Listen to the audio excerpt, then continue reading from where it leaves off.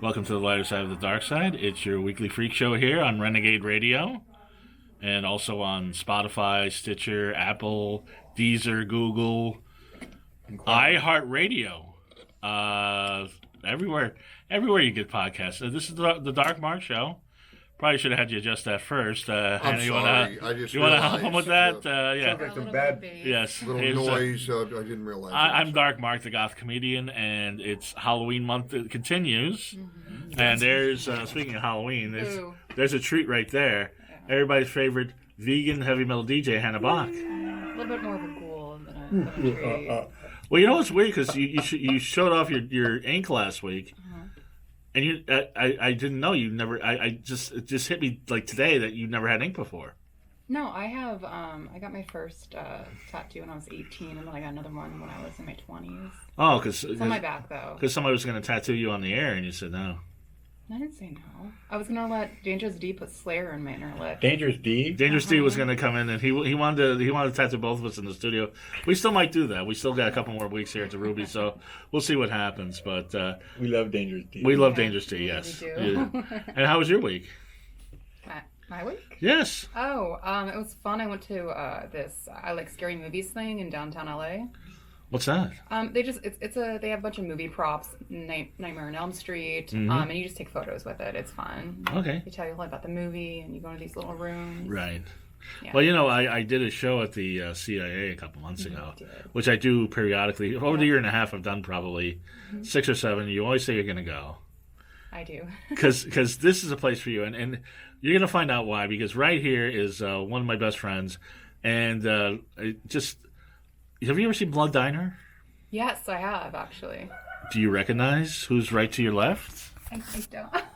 But I have seen that because I remember that. That is the proprietor of the CIA, the Barnum of Burbank, the star of Blood Diner, the star and director of Writer. Is it coming back to you? Yeah. Of The Secret Life of Jeffrey Dahmer. And the CIA is a place that has not 1, not 2, but 3 corpses on display. Carl Crew. Hello. Killing me. Yes, the third time you've been on the show. First time you've been actually with another full-size guest. Because first time you were by yourself. We should not talk. I'm not talking about Hannah. Hannah, no. You remember Michael Gogan? Who do you think introduced me to Michael Gogan? It was this guy. Oh. And the thing is, I did the show, and actually, sometimes the sideshow acts do get a lot of attention. Sometimes the musicians get a lot of attention. This show, the crowd went crazy for all the comedians, with good reason, because I stacked the deck with a lot of good to great acts. This is a great guy that I had on. Brilliant. Different acts. Brilliant. He's been on Comedy's Dirtiest Dozen with Chris Rock and Tim Allen. His name's on the comedy stuff. And Bill Hicks. That's right. I forgot Bill Hicks is in that. He was in he was in Sam Kinison's documentary. He apparently was in Suicide Kings, which I forgot. And, no, actually, I was on production on Suicide Kings. Oh, okay. But he's been. I'll tell that story. It's a good, funny story. It is a great movie. Yeah. He's been out. He was in the 5 Heartbeats. He's been right. Yes, I was in the 5 Heartbeats. 5 Heartbeats. All I Want for Christmas with Leslie Nielsen and Thora Birch. Right. And, and let's not forget that blockbuster, runaway sci-fi classic, starring Bridget Nielsen, and that was called Galaxis. I've seen Galaxis. And, yes, me and Freddie Asparagus were in that. I remember. I just saw Three Amigos. I forgot all about Freddie Asparagus. Me and Freddie. That was the only movie we got to do together. Right. It was a lot of fun. Anyway, these are 2 raconteurs. We're going to hear all sorts of stories. Yeah. What is that exactly? A storyteller. Oh, I thought it was somebody that owned a lot of stuff or something. A raconteur. I prefer Grievous Tartuffles. Right. No. How dumb I am. I'm sorry. No. That's a hoarder. A hoarder collects a bunch of stuff. I'm calling you a hoarder. I don't know. No. A hoarder is someone that has garbage in their house. Right. A collector has stuff, and when you go in there and go, "You got all this stuff?" Yes, I just sold that over there. A guy's coming to pick it up for $1,100. So don't tell me what No, but if somebody has a bunch of stuff like Carl Crew, and he's got all sorts of stories about it, that's a raconteur. Well, yes, okay. Anyway. So I guess I qualify sort of as a kind of a rack Rack. You got a nice rack there. Oh, well, thank you. But you know, I was eating across the street. No, I was eating across the street at the downstreet. The Sunset Grill. Oh, Sunset Grill. I haven't eaten at the Sunset Grill in over 30 years, and it looks completely different now. But how was the Sunset Grill 30 years ago when Don Henley was writing songs about it? Oh, go back to the early '80s. It was just a little place, and you sat in the front on stools. Right. You never went in there. You couldn't go in. It was just right. And the old guy was, and that's what it was. And comedians, all of us would go eat there sometimes really late at night, and you'd watch the working girls walk by. Right. But I was eating there. That's in the song, I think. Yeah. Watch the working girls go by. Right. So I'm sitting in there, and the big screen's on, and J-Lo is on. And she's with Alex Rodriguez, who I used to like as a Yankee, but he just said they're not gonna win the World Series. I screw him. But anyway, I'm looking at J-Lo, and not to be sexist or anything, but I realized she's not that endowed. She's not very. She's not busty. Yeah, she's not busty at all. I always thought she was. It's all in her ass. Well, I guess. I mean, but I'm not. I'm trying to be. But she's an attractive woman. J-Lo got small boobs, but I didn't want to say that. Yes. But who am I to say? I would say she's beautiful, just like Hannah is. She's gorgeous. I mean, yeah. I'm not. I'm not even on the same level as that woman. No, but you're much higher, darling. You're on a much higher level. You're a beautiful, not terribly. I mean, you got what B's? A. See, very proud holder of an A card. See, there's nothing wrong with that. There's nothing wrong with that. Hey, my boobs are bigger than Baltimore. I can tell. Anyway, before we get started with these boobs, go to Audible, audibletrial.com/DMS. You can get comedy books, comedy albums, books about the sideshow, about all sorts of, whatever book you want. It doesn't matter. 50 Shades of Grey, get a Harry Potter book, whatever you want. You get one book and 2 Audible originals. Now, Alien 3, not a great movie. But William Gibson, the cyberpunk writer, wrote a different script. And they got Michael Biehn, Lance Henriksen, and an all-star cast to do an audiobook of the script. Oh, wow. I was just telling Carl how much I like Kate McKinnon on Saturday Night Live. She did an Audible original where she plays a fairy princess. Her and her sister did a whole thing. It should be great. Bob Newhart interviews up-and-coming comics. That's an Audible original you can get. Of course, when I say up-and-coming, I mean like Will Ferrell and Judd Apatow, people in their 50s. But he's 90, so to him, they're coming up. You can get 1 free book, 2 Audible originals. Go to audibletrial.com/DMS. You say that, but I've had a lot of people go, what's the code? What's the code? Because they're taking advantage of it. So it's audibletrial.com/DMS. Just got back from Portland. I was listening to audiobooks. It's great. One more sponsor before the shenanigans start. On me, do means home cooking. Because you're vegan. Yes, because I'm vegan. Have you either of you been? So you went to Sunset Grill.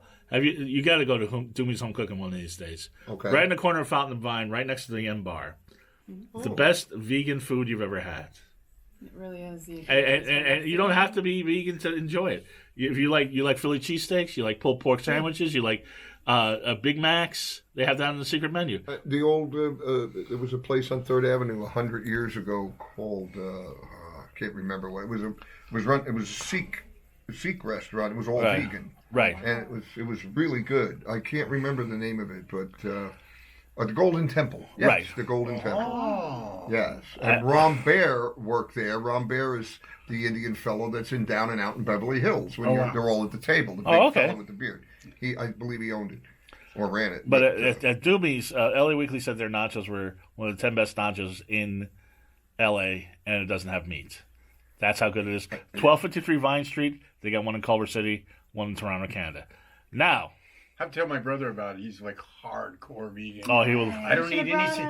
No, I don't need anything with a face or a family. Yeah. Well, it's everybody's going vegan now. I heard Pizza Hut's got vegan pizzas now. Burger King's got vegan burgers. But forget that. Go to where the originated Doomy's Home Cooking, the original vegan junk food. And we if you're love in the it. Culver City area, catch their brunch on the weekends. Yes, they have brunch on the weekends. Yeah. So you've never been to the California Institute of Abnormal Arts? No, I have not. Now, or otherwise known as the CIA, otherwise now known as Chinatown we don't call East. ourselves the CIA anymore. Right, but you started as the CIA. California Institute of Abnormal Arts. We got nicknamed the CIA. I got tired of answering the phone. CIA. People go, click. Yeah. Right. So now we reinvented ourselves and we call ourselves Chinatown Circus. Okay. I Because like we that. went all ancient Chinese secret. Right. Well, you've gone through several, and this is.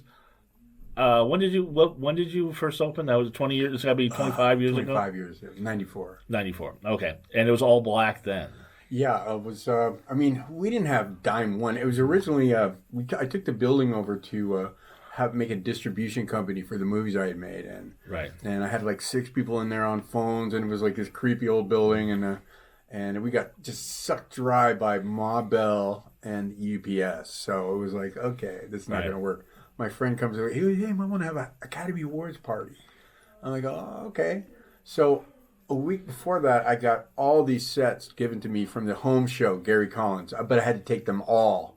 So like with a 40-foot low boy, So we just moved them all in. We arranged them all. We had this party, and it was like 300 people. And we're like, oh, okay. So we opened for a year underground with no license, one. It was just like hardcore art, And we actually, eventually, somebody dropped a dime. And there was 300 people there. Yeah. And it was That means they called the cops, Hannah. Yeah, big time. The cops and fire, and it was hilarious. It was epic. Right. And they were walking through, and 300 people stood across the street going, yelling at the cops. I'm like, okay, everyone go home now, yeah. And like the cops are walking around just going, this is highly organized. And I'm like, what? They just didn't understand art. Right. But then we took about 8 months. We got all our licenses, and then we opened legally for 25 years. Right. Did you start with the carnival design right away? No, it was all black and white, but it was black, and we had a black light, different places, so you literally did not know where you were. Right. You that was the whole point, was getting away from wherever you are, getting out of your comfort zone and seeing something different. It's still the point. Right. But we had a rubber brick wall on hinges that was 20 feet tall. Wow. And a fake Brady Bunch fireplace. And if you knew how to pass through the shadow, it looked like you walked through a wall. So it was the secret entrance to the CIA. Wow. Yeah, it was funny. Now I know Hannah's allergic to the Valley, but Joey, you've lived in the Valley. Too long. Did you know the CIA was there?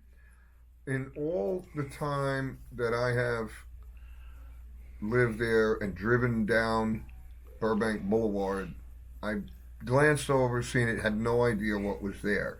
When I went to do the show that night, one of the acts that was there, a girl and a guy, I can't think of her name, she was on, the fellow was completely gray.